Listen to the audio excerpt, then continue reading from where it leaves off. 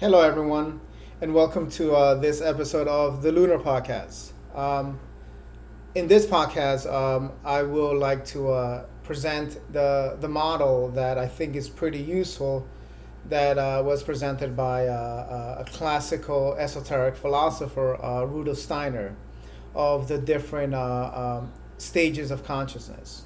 And in this video, I am going to briefly present the overview of that model and try to propose this model as a starting point in order for us to ascend to higher levels of consciousness in which we will be able to be more creative, be more inspired, and to create more magic in the world.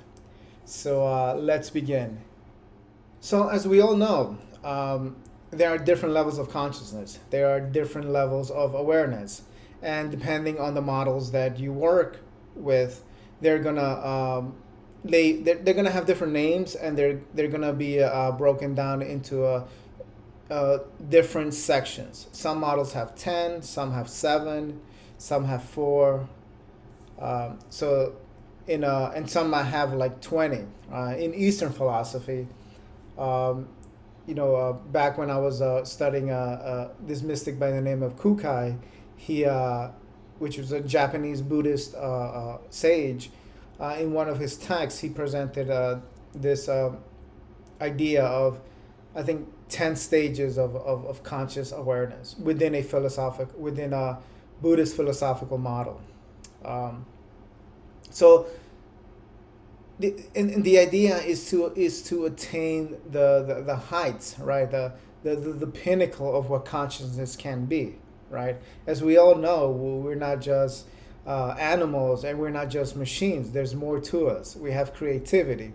We create art. We create music, right? We create stories. Animals don't do that, right?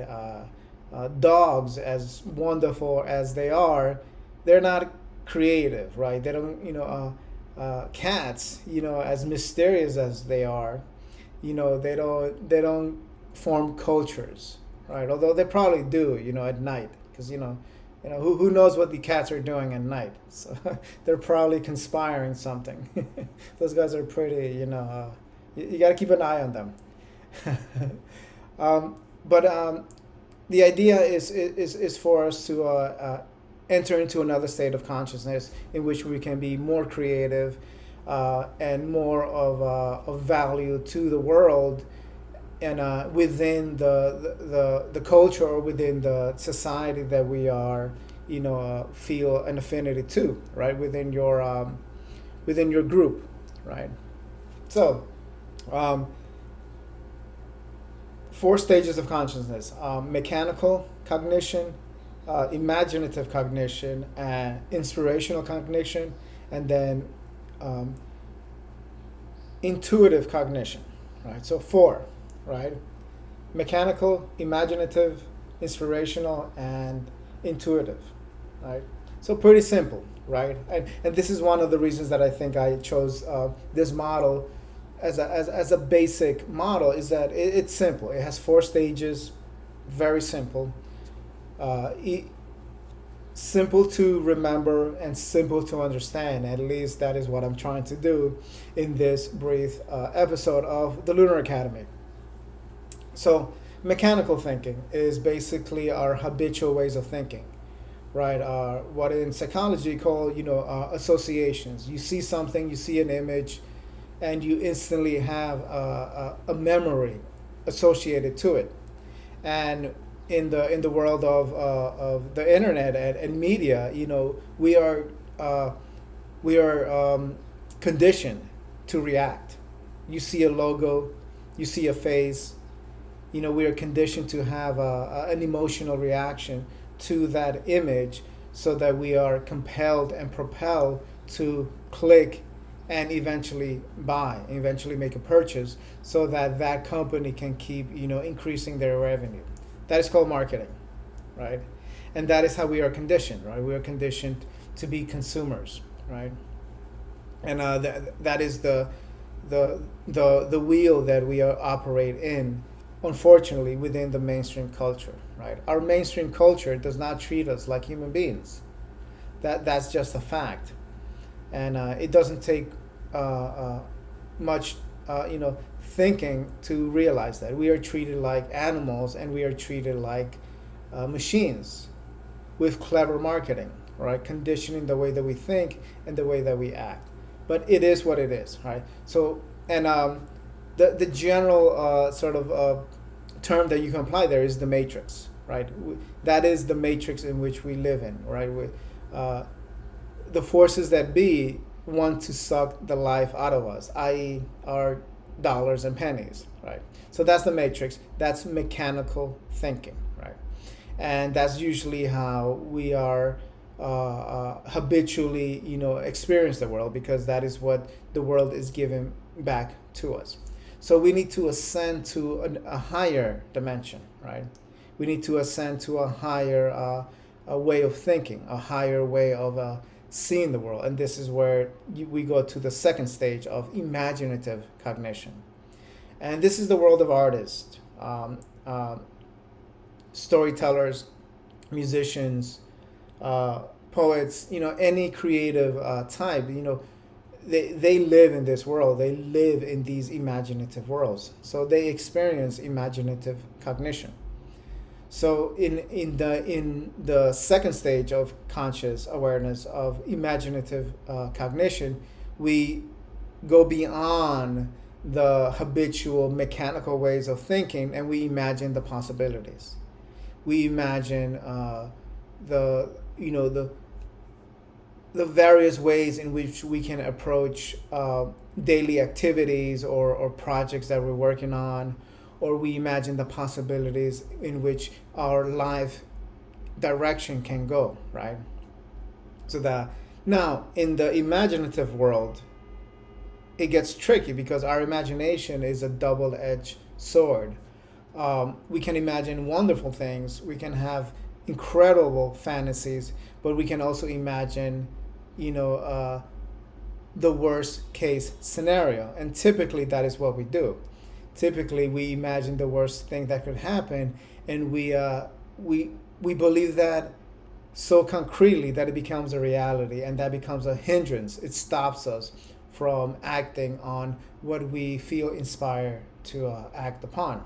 So in the imaginative world, it has two sides. It has the fantasy side where things are magical. The possibilities of creating magic are there, but it also the shadow side of our imagination is that we also imagine what could go wrong. What if we fail? What if we make ourselves look like a fool?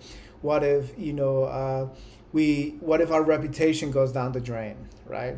So they both are at work in the imaginative cognitive stage.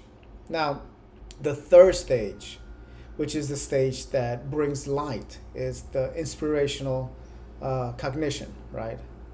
And at that stage is like what we are trying to attract are what we are inspired by. So out of all the ideas that we can conjure up in our imagination, what are we inspired by? What are the lightnings of inspiration that are hitting us, right? And if we were to just simply focus in those ideas and act upon those ideas, then we would not be led astray, right? So this is a inspirational cognition, right? And having the courage and the skill and the faith to stay tuned to our inspirational cognition is a very important skill. Some examples of this are content creators. So maybe somewhere in America, someone comes up with an idea. Oh, I have a great idea for a podcast, or a great idea for a YouTube video, or if they're writers, for an essay or for a blog, or if they're more academic, maybe they have an idea for a course or a mini course, and it hits them like lightning. That's inspirational consciousness. And then their job is to sort of capture that lightning in a bottle, and then through using the imaginative cognition to create something that is going to resonate with the audience that they are trying to engage, right? So inspirational cognition is the key, right? is where things start getting magical, right? So that is the third level of cognitive awareness, which is inspirational cognition or inspirational thinking, right? Now, these two, imaginative and inspirational, are these dimensions of consciousness where we are floating, right? We are floating in these worlds and we are swimming. So in my model, I see them both as a dance. So both the imagination and inspiration are dancing, right? And that is where we want to, that is the space that we want to dance in, right? That is the magic that we want to swim in. Now, how do we get there, right? Well, we have two options. Option one is you find a magician, someone who can take you there. Musicians do this very well. If you are into literature, reading novels or philosophy, that takes you there. Reading fairy tales, or whoever your favorite author is, or reading Harry Potter, these are magicians. These are performers or artists or creators that take you there. So the first way of rising to the stages of imaginative cognition and inspirational cognition is by following a creator, a content creator, and they will take you there. Also, in the same manner, you can find like a meditation teacher or a yoga teacher or an intellectual. These individuals which by paying attention to their narrative, they take you into those worlds, right? So that's option number one. Now, what you want to learn next is, well, how can you yourself go there under your own will, not being led or guided by somebody else, but how can you yourself enter that world of magical, this magical workshop? So the second way is by being initiated, by being trained. So just like if you want to learn to write stories, or if you want to learn how to paint, or if you want to learn how to play the piano, you can take a course that initiates you into that world of how to create art, right? So you have to be initiated into it. So that is the second way, the second path into these worlds is by being initiated into them. And there's plenty of systems out there in the spiritual market, both in the New Age market and the esoteric, market, and Eastern, philosophy that can take you there. It's just a matter of going and shopping around and see which one fits you better. So those are the two ways of entering those imaginative worlds. One is you can be led into it. Two is you can be initiated into it. Now, the fourth level of consciousness, which is intuitive cognition. Now, this is the sort of the sun like consciousness, right? So we started off from mechanical, we went to imaginative, and then we went up to inspirational. Once we experience these worlds, when we see how magical they are, what we want to do is, we want to live in them. We want to move into those worlds, right? We don't want to come back to our old ways of thinking, to our old ways of just acting habitually in the world, right? We want to live in those worlds. And a really good illustration that illustrates this idea perfectly is the tarot card of the Hanged Man. So in that tarot card, you see a man hanging upside down by a tiny little thread, to these higher worlds. That is someone who lives and operates from that world, from intuitive consciousness. They realize that all power, all creativity, all magic comes from the higher world, from intuitive cognition. So there is no better place to be rooted in than that world. And in the tarot, the Hanged Man is a perfect illustration as to the pinnacle as to eventually the state that we want to be in. We want to be hanging from that world upside down, operating in this world, so that everything that we do, everything that we say, everything that we create from this higher world, from the state of consciousness known as intuitive consciousness. So that is a general overview of the fourth state of consciousness, which is intuitive cognition, right? And anyone anyone out there in the creative sphere, who people love and admire, they live in those worlds. As an example, you have J.K. Rowling, right? Now she's fortunate enough to make her living as a writer, so she lives in those worlds.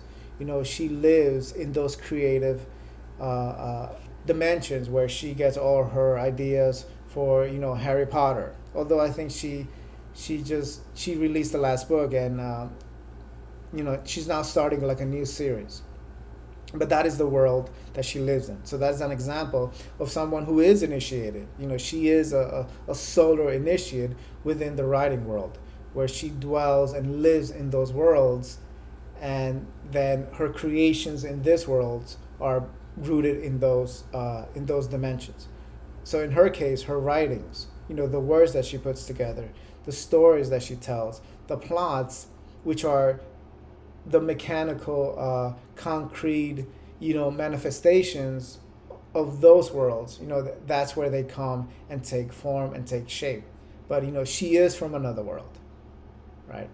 And ultimately, that is what we are all capable of doing, is to live in this intuitive space, to be in the world but not of the world.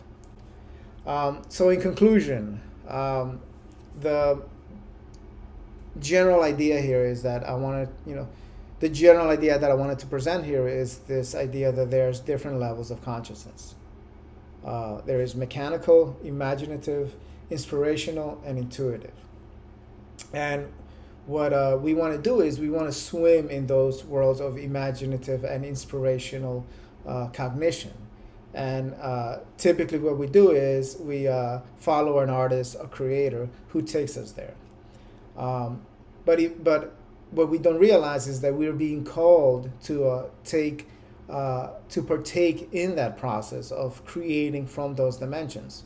So we are called into those worlds. And so the next thing for us to do is to be initiated into those worlds, into those dimensions. And this is where you have to go find someone to teach you that art. So if you follow, let's say, a musician, and you love their music, and they put out, let's say, a tutorial on how to make music, most naturally you're going to want to take that tutorial. Now, what that short mini course does is that it inspires you to become a creator, let's say, within music, right? But it doesn't initiate you into the space, into the philosophical or mystical realms in which these ideas come from. In order for you to get that, you have to get that from a more analytical, psychological system that is designed to initiate you into those worlds. So in this video, I just wanted to present those four stages of consciousness: mechanical, imaginative, inspirational, and intuitive. And the goal is for us to live from an intuitive, cognitive state.